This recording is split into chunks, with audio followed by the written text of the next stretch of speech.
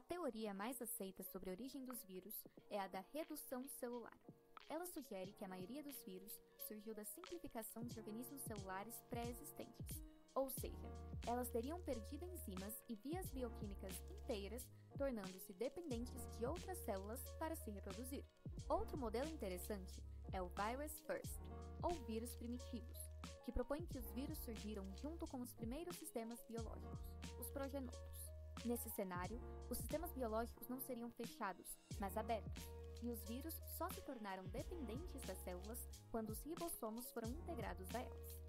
A evolução viral é influenciada por 3 fatores principais: a seleção natural, onde vírus estão sujeitos a pressões seletivas do ambiente e do hospedeiro, a interação vírus-hospedeiro, a constante batalha entre o sistema imunológico do hospedeiro para eliminar o vírus e o vírus para driblar essa defesa, e as mudanças ambientais, pois fatores como destruição de habitats, urbanização e mudanças climáticas podem favorecer a transmissão de vírus, incluindo zoonoses e proliferação de vetores.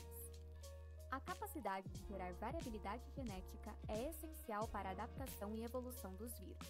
Isso acontece por meio de mutações virais, ou seja, alterações aleatórias durante a replicação, mais frequentes em vírus de RNA, recombinação genética, a troca de material genético entre vírus diferentes que infectam a mesma célula, transferência horizontal de genes, onde ocorre a aquisição de genes de outros organismos, como bactérias, e adaptação e especialização, sendo mudanças genotípicas e fenotípicas que podem levar à evolução independente de um vírus.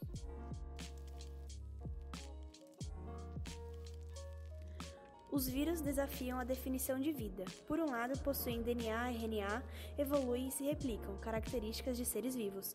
Por outro, não têm células, não produzem energia e podem cristalizar, como substâncias não vivas. A ciência ainda debate isso. Livros clássicos dizem que não são vivos, mas novas teorias baseadas em genética e evolução sugerem que são. Mas então, vírus são vivos ou não? A resposta ainda é ambígua. Se seguirmos a teoria celular, não, mas se usarmos critérios como material genético e evolução, sim. Esse debate mostra como a ciência está sempre evoluindo, assim como os próprios vírus. Retrovírus são vírus que possuem um material genético constituído por RNA e a presença da enzima transcriptase reversa. Essa enzima é capaz de transformar a cadeia simples de RNA em uma fita dupla de DNA durante a replicação. Além disso, outra característica observada nos chamados retrovírus é o fato de eles serem envelopados. O envelope é uma membrana externa derivada da membrana plasmática da célula hospedeira. Entretanto, grande parte das moléculas presentes nessa membrana são codificadas pelos genes dos vírus. A replicação do retrovírus se inicia com a fusão do vírus com a membrana da célula hospedeira. O retrovírus libera no citoplasma RNA e proteínas virais, além da transcriptase reversa. A enzima será responsável por catalisar a síntese de uma fita de DNA complementar ao RNA viral. A transcriptase reversa estabelece um fluxo de informações do RNA para o DNA, o que é o oposto da direção normal que ocorre na transcrição. Esse é o motivo de a enzima presente nesse vírus ser denominada reversa. O DNA viral recém-sintetizado entrará no núcleo da célula hospedeira e se ligará ao DNA cromossômico da célula. O DNA viral integrado, também chamado de provírus, permanecerá no genoma do hospedeiro. Com a formação do DNA, a fita de RNA é degradada. Entretanto, os genes do provírus serão transcritos em moléculas de RNA, as quais poderão atuar como RNA mensageiro na síntese de proteínas virais e também como genoma para os novos vírus que serão formados na célula infectada. Um dos retrovírus mais conhecidos em todo o mundo é o HIV, vírus da imunodeficiência humana. Esse vírus afeta células específicas do nosso sistema imunológico, os chamados linfócitos TCD4+, e é responsável por desencadear uma síndrome conhecida como AIDS. A AIDS destaca-se por ser uma doença que provoca um enfraquecimento do sistema imunológico, tornando o indivíduo mais suscetível a doenças oportunistas. O vírus HIV é transmitido por meio da troca de fluidos corporais, como sêmen, secreções vaginais, sangue e leite materno. Uma das principais formas de prevenção é a utilização de preservativos. Pessoas com HIV podem contar com medicamentos que melhoram sua qualidade de vida e que podem reduzir o risco de transmissão do vírus para outras pessoas. Existem 2 tipos de reprodução viral. O primeiro deles, chamado de ciclo lítico, é o mais virulento e agressivo, usado por vírus como o Covid e a Ebola. Nesse ciclo, o vírus entra na célula hospedeira e insere seu material genético nela, induzindo a célula a replicar cópias idênticas do vírus. Após essa replicação, a célula é morta e os vírus repetem o mesmo processo com as células vizinhas, causando uma infecção rápida com um período de incubação mínimo. O termo lítico vem do grego lysis, que significa dissolução ou afrouxamento, fazendo referência à maneira como a célula é rompida no fim do ciclo.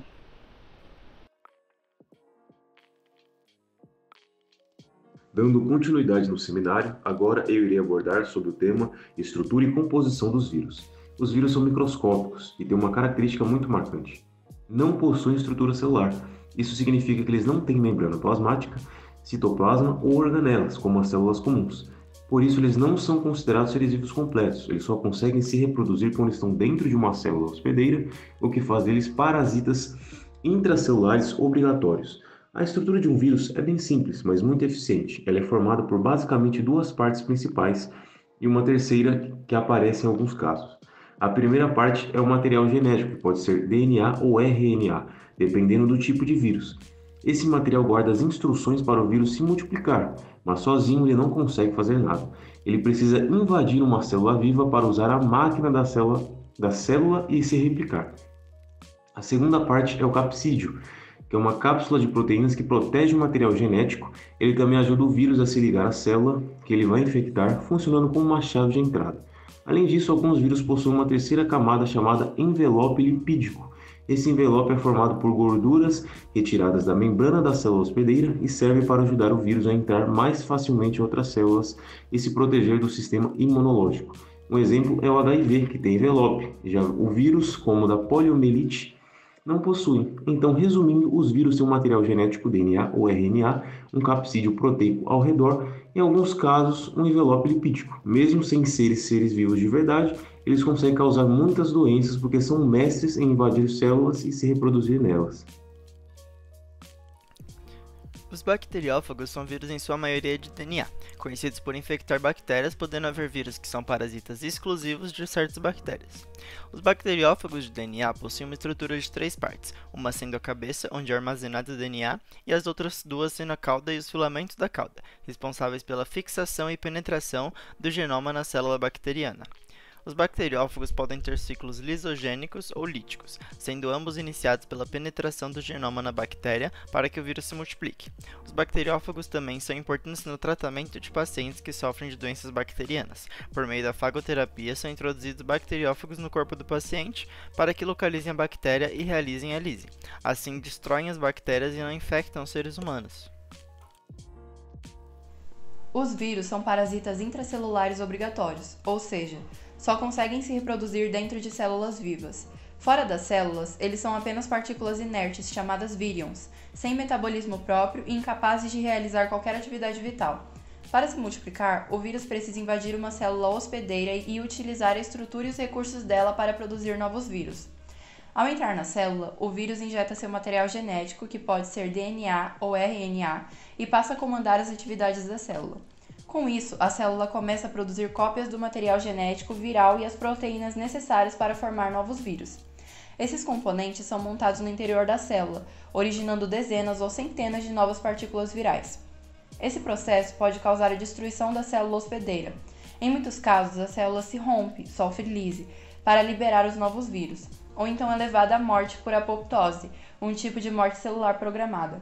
Mesmo quando não há rompimento imediato, o uso intenso dos recursos da célula pode comprometer suas funções e levá-lo à morte. Além disso, a infecção viral pode desencadear respostas inflamatórias no organismo, agravando os sintomas da doença. Entre os principais exemplos de doenças virais estão a gripe, o Covid-19, o HIV, que pode evoluir para a AIDS, e a dengue. Esses exemplos mostram como os vírus, apesar de simples, podem provocar doenças variadas e de grande impacto para a saúde humana. No ciclo lisogênico, o vírus adentra a célula hospedeira e agrega seu material genético dentro do material genético da própria hospedeira. Com isso, nenhuma alteração é feita no mecanismo ou no processo metabólico da célula, ou seja, ela continua funcionando normalmente. Porém, os conteúdos virais agregados começam a se manifestar. Por exemplo, durante a formação das proteínas celulares, onde também são lidos os fragmentos com informação genética para formar proteínas virais e, ao mesmo tempo, são formadas proteínas próprias do organismo humano e também moléculas de importância para a sobrevivência viral. Lembrando que o genoma viral pode ser lido a partir do mesmo código genético que é utilizado na espécie humana. Dessa forma, a transcrição de proteínas virais acontece normalmente com a leitura do RNA mensageiro pela maquinaria de síntese proteica da célula.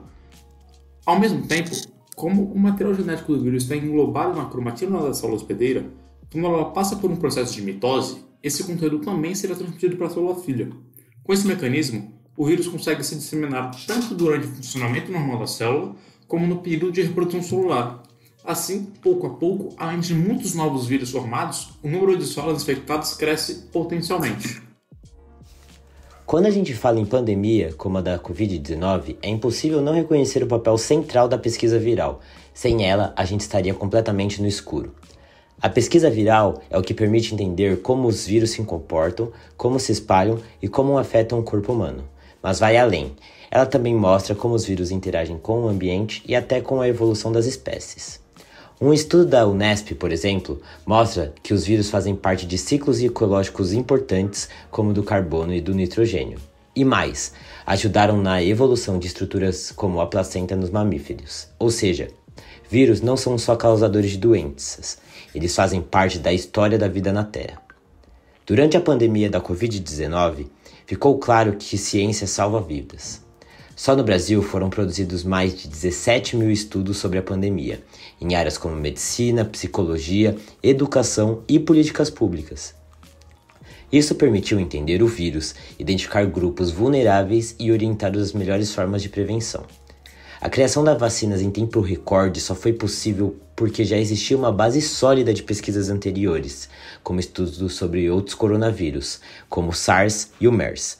Ou seja, a resposta rápida só aconteceu porque a ciência não começou em 2020, ela já vinha sendo feita há muito tempo. A pandemia também forçou a ciência a se adaptar.